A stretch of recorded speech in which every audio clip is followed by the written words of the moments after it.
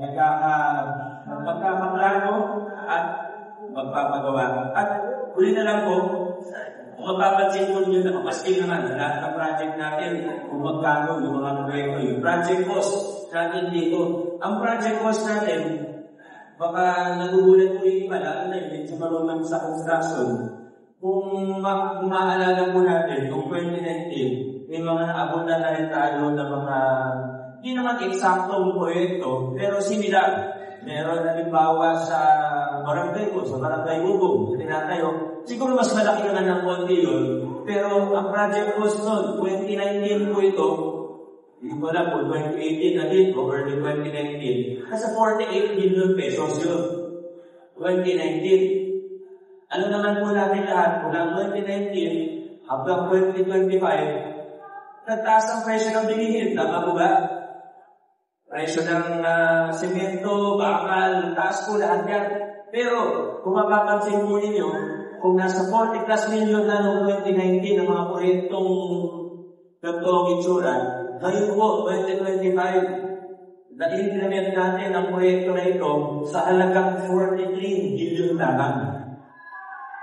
Yan po ang patunay natin na gumagana yung mga reforma at pagbabago na pinakikilala natin dito sa ating lungsod. At yung natitipid natin doon, dahil medyo bumaba yung mga presyo na pinapagawa natin, nagagamit na lang natin sa iba pang mga programa at servisyo ng ating pamahalaan. Kaya ako po binabanggit yan ngayon para magpasalamat sa inyo. Dahil kung hindi po buo ang suporta ninyo sa amin ng inyong administrasyon dito sa ating lugar ng pamahalaan, hindi po natin mapapatupad at mapahihinting pa yung mga pagbabago na ito. Kaya sana tuloy-tuloy ang suporta ninyo, hindi sa personalidad, hindi na tao, hindi na mayor, kundi sa mga pagbabago na gandang nangyayari sa ating lugar.